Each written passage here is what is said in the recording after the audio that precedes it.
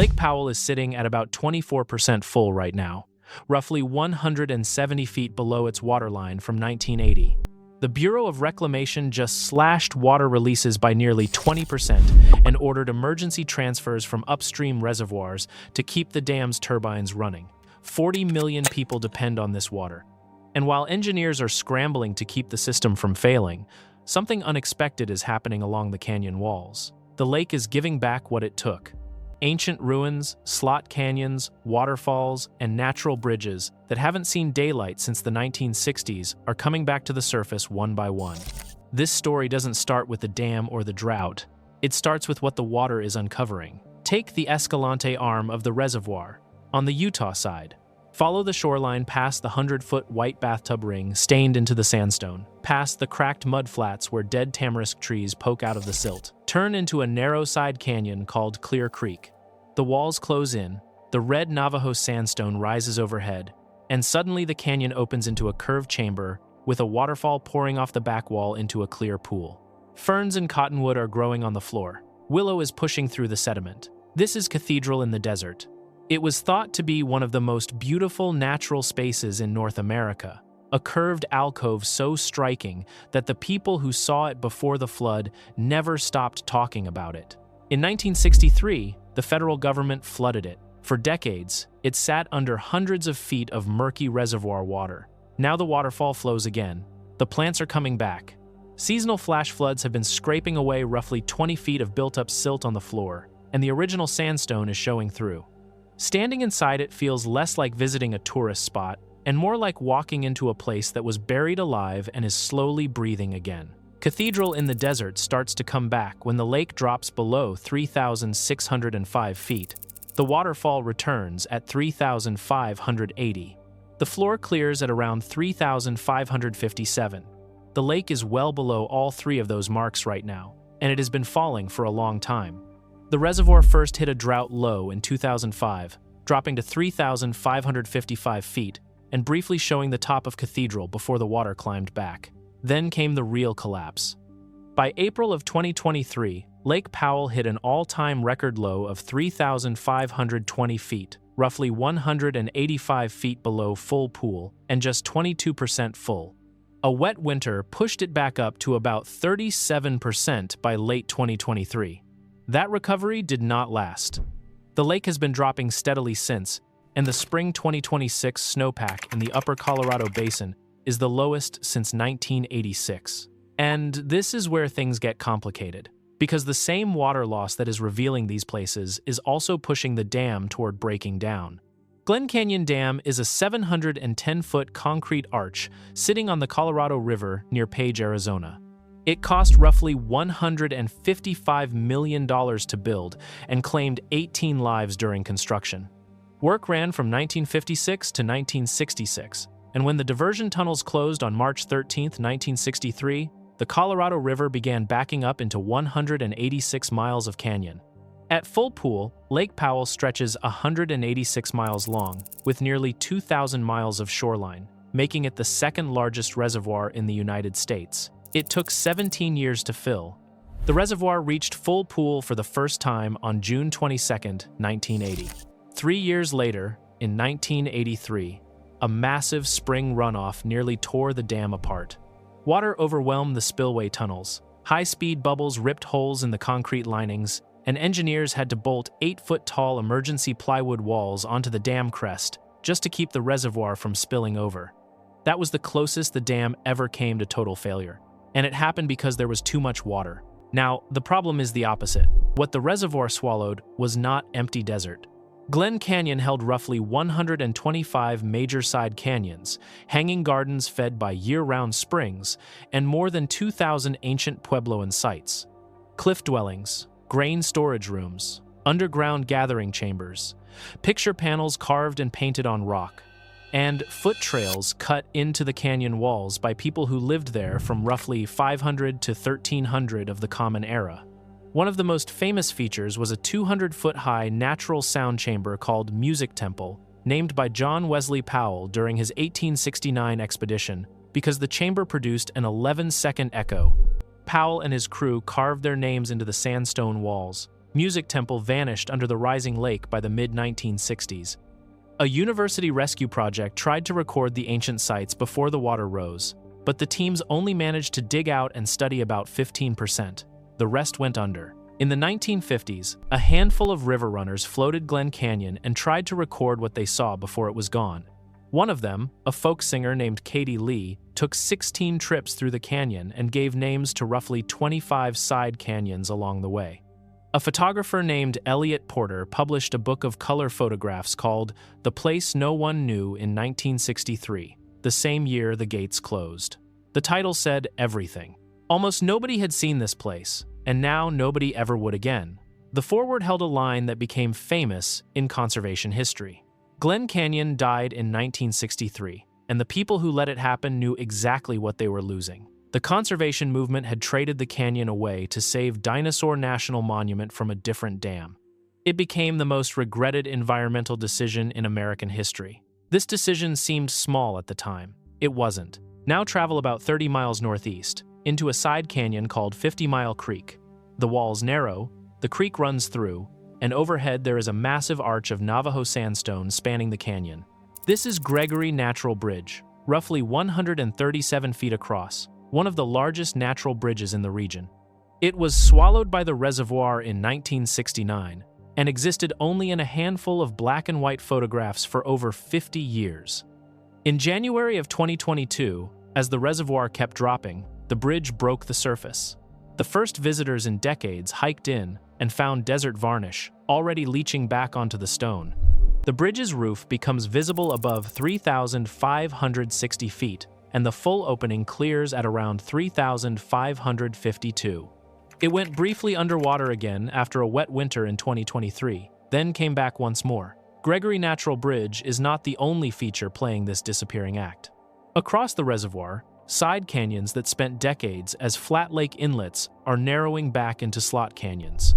Davis Gulch, Forbidden Canyon, Lost Eden, Reflection Canyon, and stretches of the lower San Juan Arm are all showing returning sandstone walls, hanging gardens, and in some cases, beaver activity for the first time since the flooding. Further upstream, in the upper reaches of the reservoir where the Colorado and Green Rivers enter, something stranger is happening.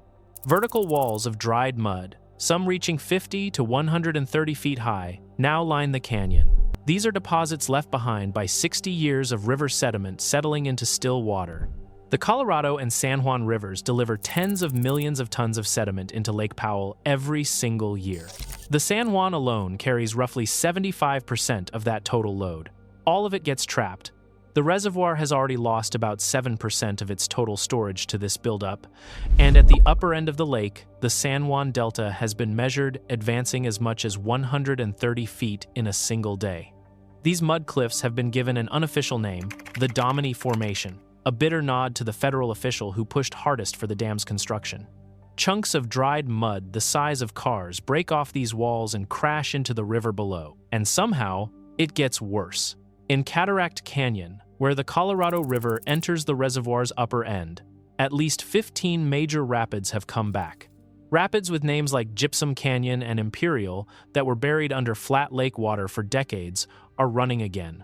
River groups have been tracking them since the early 2000s, measuring the returning whitewater as the reservoir shrinks. The canyon floor is reappearing. So are the cottonwood ghost forests, the beaver dams, and the side canyon mouths that were sealed shut by mud. Over in Forgotten Canyon, near the Bullfrog area, a multi-room ancient Pueblo and cliff dwelling called Defiance House is reachable again by its original foot trail. This site was home to people from roughly 1250 to 1285, and the alcove holds 3 large warrior figure paintings made directly onto the rock. The dwelling was found in 1959, just before the water rose. It always sat above full pool, but for years, the only way to reach it was from a floating dock on the lake.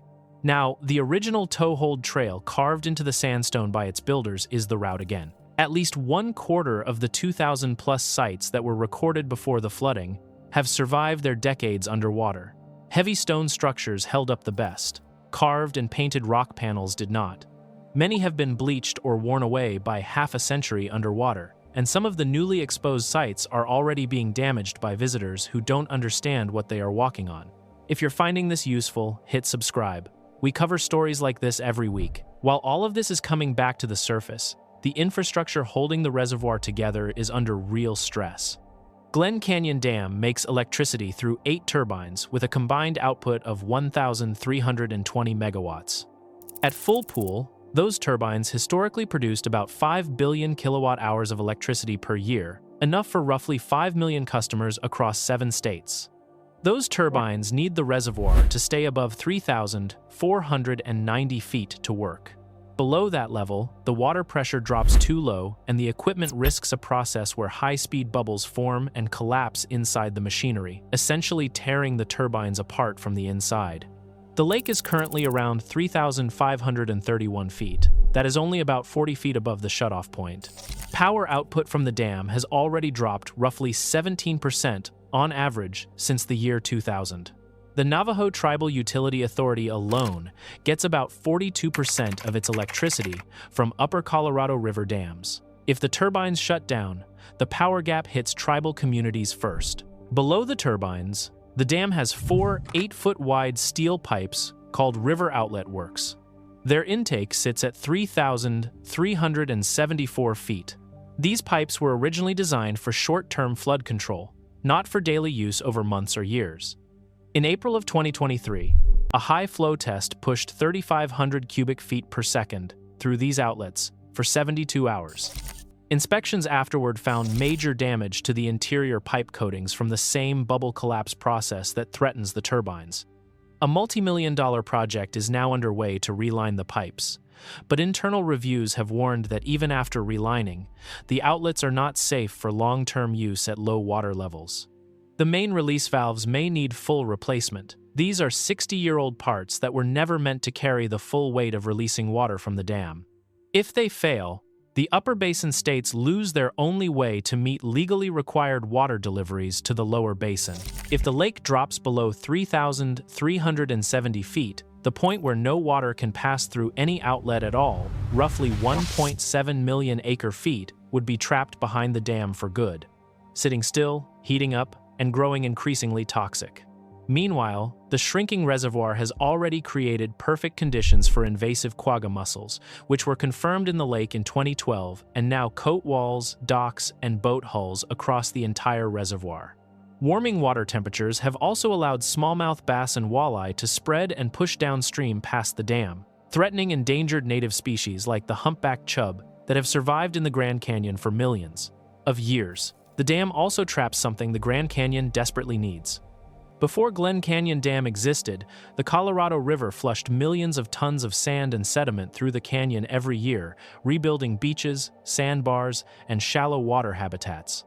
The dam cut that supply almost entirely. Downstream beaches have been wearing away for 6 decades, and the cold, clear water released from the bottom of the reservoir replaced a warm, muddy river that native fish evolved to survive in. The dam did not just drown Glen Canyon, it completely changed the living system downstream of it. The dam was designed for a wetter climate than the one that exists now. The 1922 Colorado River Compact divided the river's water based on flow measurements taken during one of the wettest periods in the last 800 years. The actual reliable flow of the Colorado is now estimated at 13.5 to 14.6 million acre-feet per year.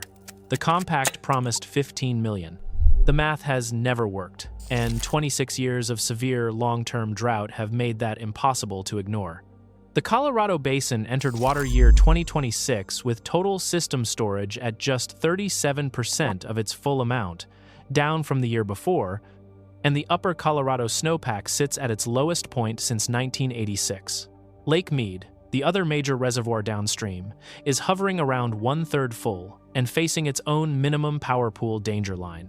Together, the two reservoirs that control the fate of the Colorado River are both approaching the levels where they stop working entirely. In April of 2026, the federal government announced emergency drought response actions. Lake Powell's planned release was cut from 7.48 million acre-feet to 6 million. Flaming Gorge Reservoir upstream was ordered to send between 660,000 and 1 million acre-feet downstream to prop Powell up. The goal is to keep the lake above 3,500 feet through April of 2027. Under the worst-case snowpack scenario, the lake could end 2026 at 3,470 feet, below minimum power pool. The lower basin states, Arizona, California, and Nevada, formally objected and held on to their legal rights. The seven-state water-sharing agreement that governs the entire Colorado River system expires at the end of 2026. No replacement has been agreed to. Conservation groups have been pushing a plan called Fill Mead First, which would store upper basin water in Lake Mead instead of Powell, eventually letting the canyon drain and recover. Opponents argue that would strand upper basin water rights and wipe out Powell's power generation entirely. Neither side is backing down. 7 states, 30 tribal nations, and 40 million people are heading into 2027 without a rulebook. And the federal government has signaled it will force its own terms if the states cannot reach a deal. And running beneath all of this is a question that the returning canyon makes harder to avoid.